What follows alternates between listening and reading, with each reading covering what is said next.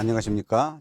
회계원리 강의를 맡고 있는 이기명입니다. 반갑습니다. 주택관리사 시험에서 회계원리에 대해서 어떻게 좀 출제가 되고 있는지 간단하게 출제 형태 등을 좀 말씀드리도록 하겠습니다. 지금 현행 우리 회계원리인데 과목 명칭은 회계원리지만 순수하게 회계원리 정도로만 출제되지는 않고 원가 관리계까지 포함해서 40문항을 상당히 좀 수준 있게 출제가 되고 있는 실정입니다. 그리고 과거에는요, 우리 기업액의 기준에 따라서 문제가 출제가 됐습니다. 근데 오늘 현행 주택관리사 시험에서는 그런 기업액의 기준에 따라서 출제되지 않고 국제 회계 기준이 있어요. 유럽 연합 중심의 국제 회계 기준이 있는데, 그런 국제 회계 기준을 한국어로 번역을 해서 채택된 한국 채택 국제 회계 기준이라는 국제 회계 기준에 의해서 출제가 되고 있습니다. 그리고 이제 출제 형태는 어떻게 출제되고 있냐면요, 크게 이제 재무회계와 관리회계로 이렇게 나눠 가지고, 원가 관리회계로 나눠 가지고 문항수가 지금 40문항이 출제가 되고 있는데, 보통 이제 일반 상기업, 상품을 구매해서 판매하는 일반 상기업에 대한 회계 처리 및 보고에 관한 것이 바로 이제 재무회계죠.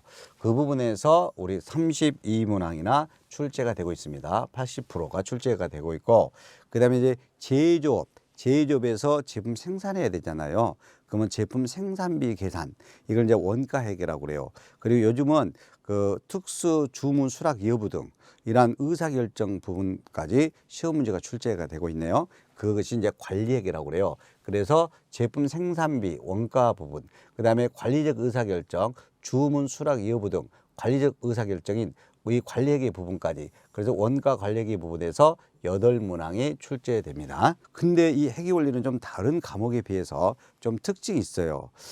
민법이나 또는 다른 관계 법령 등 이런 거에 비해서 우리 회계원리는 계산 문제가 많이 출제된다는 겁니다. 계산 문제가. 그래서 계산 문제가 전체 40문항 중에서요, 24문항 정도, 많게는 28문항 정도, 한 60%에서 70% 사이로 이렇게 계산 문제가 많이 출제됩니다. 그리고 또 계산 문제 중에서도 특히 원가 관리계 8문항은 거의 다 100%가 계산 문제로 출제가 되고 있고, 특히 원가 관리계 계산 문제는 상당히 지금 계산 문제가 좀 어려워지기도 하고 있습니다. 그리고 특정한 부분에 치우치지 않습니다. 이 재무회계 32문항도 재무회계 전 분야에서, 원가 관리계 8문항도 전반에서 고루고루 출제가 되고 있습니다. 고루고루 출제가 되고 있고, 계산 문제가 많이 출제가 되다 보니까 주어진 시간 안에 모두 풀기가 힘들어요. 그래서 다 풀지 못하고 시험을 보는 수험생들이 많이 있습니다. 많이 있어요.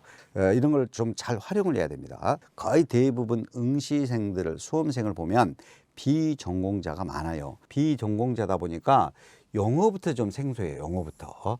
여러분들이 이제 이 회계원리를 준비할 때 기초부터 차근차근 해야 돼요.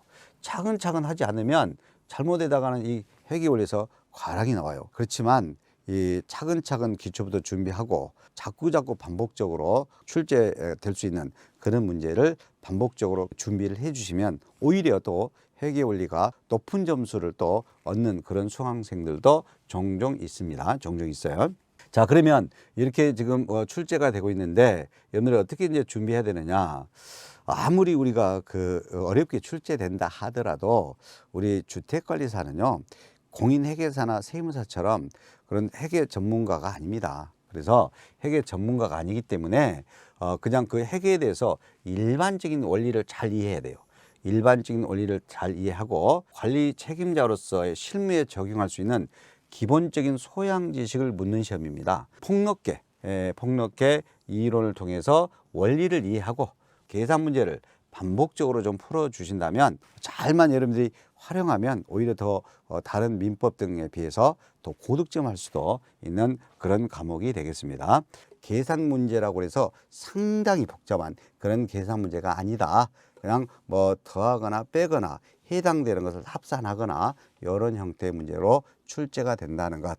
그래서 여러분들이 너무 깊게 어렵게 생각하지 마시고 회계에 대한 기본적인 내용들을, 전반적인 기본적인 내용들을 꾸준히 노력해 주신다면 분명히 좋은 결과가 있을 거라 봅니다. 여러분 수고 많으셨습니다.